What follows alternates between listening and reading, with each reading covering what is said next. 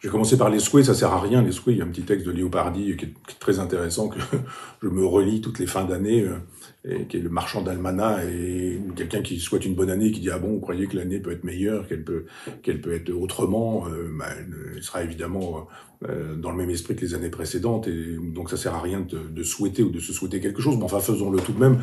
Moi, je souhaite à la France qu'elle ait des occasions de se réjouir, de s'aimer, de s'apprécier, de dire qu'elle est une grande culture, une grande civilisation, qu'elle a sa spécificité, qu'il y a ses gens, son peuple, ses paysages, et que tout ce qui permettra à la France de s'aimer un peu, eh bien, me réjouira.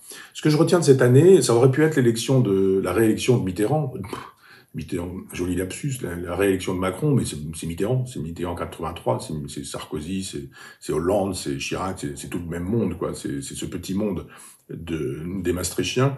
Ce que je retiens, c'est la guerre que Poutine inflige à l'Ukraine, parce que c'est l'occasion d'une réécriture de l'Europe, d'un dessin au deux sens du terme, c'est-à-dire d'un projet, mais également d'une esquisse, d'une Europe nouvelle. On a bien vu, avec ce qui s'est passé, alors évidemment je condamne l'impérialisme de Poutine, je condamne l'invasion de l'Ukraine par les troupes russes, je défends le nationalisme et le souverainisme ukrainien. J'oublie que M. Zelensky avait détourné 42 milliards d'euros, je crois, dans des paradis fiscaux et qui faisait partie de ces oligarques qui pillaient l'Ukraine et qui pillaient le peuple ukrainien. J'oublie tout ça en disant qu'effectivement, aujourd'hui, il a une posture très gaulienne et il veut défendre son pays. Il a raison d'être souverainiste, il faut l'être partout, tous les pays doivent l'être, et tous les pays qui le sont ont respect. Et donc, vive le drapeau ukrainien, vive l'hymne ukrainien, vive la nation ukrainienne, vive l'histoire ukrainienne. Je défends tout ça, comme je défends le drapeau français, l'hymne français, etc., etc. Je pense simplement qu'une Europe est en train de se dessiner parce que on comprend peut-être un peu que cette Europe de Maastricht, elle est fabriquée par les Américains, pour les Américains, que c'est Jean Monnet qui est derrière tout ça, et Mitterrand, bien sûr, et que ces gens-là travaillent pour les États-Unis. Ce que les États-Unis n'ont pas réussi à obtenir le 6 juin 44, c'est-à-dire vassaliser la France, et bien l'Europe de Maastricht le fait, elle y travaille. Et on voit très bien que cette vassalisation elle se faisait à bas bruit, c'est-à-dire que l'Amérique avance, nous sommes américanisés, c'est clair, tout le monde sait que ce qui se passe aux États-Unis aujourd'hui arrive en France quelques temps plus tard et que nous vivons à l'heure américaine, des gamins qui avaient les casquettes tournées aux rappeurs, au hip-hop, etc., tout ça nous vient de là-bas, et le transhumanisme nous vient de là-bas également, c'est-à-dire notre futur, c'est déjà leur présent, si ce n'est un peu de leur passé. Et donc, on voit bien que cette Europe-là, elle avançait, c'est-à-dire l'Europe maastrichtienne, c'est-à-dire l'Europe américaine, elle avançait. Elle grignotait des pays qui étaient des anciens pays du bloc de l'Est. Et puis, évidemment, à chaque fois, ces gens-là, les Américains installent des ogives nucléaires, des missiles, des soldats, des bases. Donc, c'est vrai que les gens, ils sont tous pour les prisons. Enfin, tous ceux qui sont pour les prisons, ils sont tous pour les prisons, sauf que quand on leur dit qu'on va mettre construire une prison juste devant chez eux, c'est pas terrible. La gauche, elle est pour les salles de shoot, mais si vous mettez une salle de shoot juste devant leur manoir, devant leur maison, devant l'appartement à Saint-Germain-des-Prés, ils sont plus tellement pour, quoi. Et bien là, la Russie, elle nous dit très précisément, arrêtez de nous mettre des bombes sous le nez, arrêtez de nous mettre des missiles sous le nez, arrêtez d'avancer en permanence, parce que ça va, quoi. C'est très exactement ce que faisaient les États-Unis quand ils refusaient que des missiles soviétiques soient installés à Cuba. C'est-à-dire quand les Américains disent on veut pas de missiles soviétiques à Cuba, on pourrait leur dire qu'est-ce que ça peut vous faire. C'est Cuba. Cuba est souverain, il peut faire ce qu'il veut chez lui. Et à l'époque, effectivement, on disait non. Les Américains ont bien raison de se protéger. Les Russes disent la même chose. Ça fait des années qu'ils disent arrêtez, arrêtez, arrêtez. Ça fait des années que les Américains disent on continue, on va voir jusqu'où vous irez. Évidemment, ça n'est pas la solution militaire qu'il aurait fallu utiliser.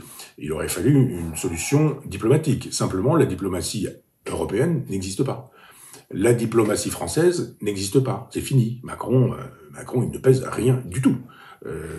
Chirac, ça pesait encore un peu, Mitterrand, ça pesait, encore que De Gaulle, ça pesait véritablement. Aujourd'hui, Macron ne pèse plus du tout, et ce qui pèse aujourd'hui, c'est la Chine, c'est la Turquie, c'est éventuellement l'Inde, et puis évidemment les États-Unis. Donc, on ne peut pas jouer notre rôle, parce qu'on a bien vu, Zelensky est allé protéger, d'ailleurs, sans problème, il prend l'avion, il arrive aux États-Unis, il repart, il passe par la Pologne, il revient en Ukraine, ça se passe très bien. Je suis pas sûr que Hitler aurait rendu tout ça possible, il y aurait eu des missiles dans l'air. Ce serait très intéressant d'avoir les coulisses, de voir ce qui se passe, comment ça se passe. Je pense qu'évidemment, Poutine était au courant du voyage de Zelensky et qu'il a laissé faire parce que tout ça entre dans le processus de négociation. Par évident que c'était très facile d'envoyer un missile sur un avion, sur l'avion de Zelensky, ce qu'évidemment je ne souhaite pas, et ce à quoi je n'aspirais pas. Mais je dis tout simplement que si ça n'a pas eu lieu, c'est parce que Poutine avait le plan de vol et que tout ça a été fait avec son accord, parce qu'ils sont en train déjà, les Américains, de négocier la paix avec Poutine, et c'est pourquoi il est allé là-bas, notre ami Zelensky. J'ose espérer que mon hypothèse est la bonne, parce que si mon hypothèse n'est pas la bonne, ça va être effectivement une surenchère assez terrible ou catastrophique. Donc ce dessin, cette écriture nouvelle de l'Europe, elle se fait sous nos yeux, et on voit bien que les hommes politiques disent tout et n'importe quoi. C'est-à-dire, on voit bien que ceux qui aspirent à être président de la République n'ont pas d'idée. Mélenchon, on ne sait pas trop ce qu'il pense. Marine Le Pen, on ne sait pas trop ce qu'elle pense. Ciotti, on ne sait pas trop ce qu'il pense non plus sur ce sujet-là. Macron, il pense des choses, puis il pense le contraire. On sait que c'est son signe distinctif. Mais on voit bien que ce qui se joue en Europe, c'est évidemment l'avenir de l'Occident. C'est l'avenir d'un certain type d'Europe. C'est l'avenir d'une Europe dont on découvre qu'elle est gangrénée jusqu'à la moelle. Ça aussi, c'est une information que j'aurais pu prendre comme une information emblématique de cette année. C'est-à-dire qu'on voit que des gens très haut placés dans l'Europe sont payés par le Qatar, que des gens sont payés par le Qatar, des noms ont circulé. On les connaît en France, et qui ont permis à quelques-uns probablement de récupérer des valises, pas donner de nom pour éviter d'aller devant les tribunaux, mais enfin certains se sont déjà trouvés convaincus d'avoir récupéré des grosses valises de beaucoup d'argent. Je songe à Bernard-Henri Lévy par exemple, qui était payé par le Qatar. Je rappelle que Zidane et Platini ont rendu possible la Coupe du Monde au Qatar et que probablement ça s'est pas fait juste comme ça parce qu'on s'aimait beaucoup et qu'on s'embrassait et qu'on a bu un verre de coca ensemble à Doha. Je suis pas sûr que les choses se soient passées comme ça. Enfin, parenthèse fermée, juste pour dire que ce qui se joue en Europe fait la démonstration que, elle est corrompue, que quand elle fait la promotion du voile, on voit bien pourquoi, que finalement le cosmopolitisme européen, la haine des pays, la haine des peuples et la haine des nations, la théorie immigrationniste, tout ça fonctionne très bien. Il s'agit effectivement de justifier la destruction d'une Europe judéo-chrétienne pour fabriquer une Europe du marché qui elle-même sera un rouage de transmission des États-Unis, du monde des États-Unis qui lui vise évidemment à l'empire.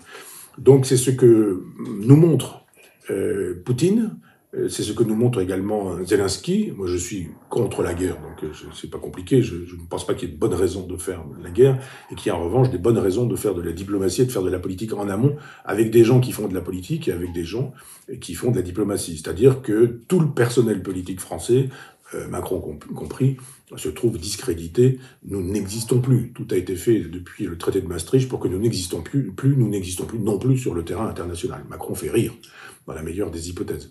Et on a même inventé le mot macroniser, je crois, et c'est Zelensky qui a fait savoir que macroniser est un mot qui existe en Ukraine. Ça devrait nous faire honte sur la planète tout entière de savoir que notre chef de l'État est un type qui macronise, c'est-à-dire une fois oui, une fois non, d'accord, blanc, noir, droite, gauche, ici, ailleurs, etc.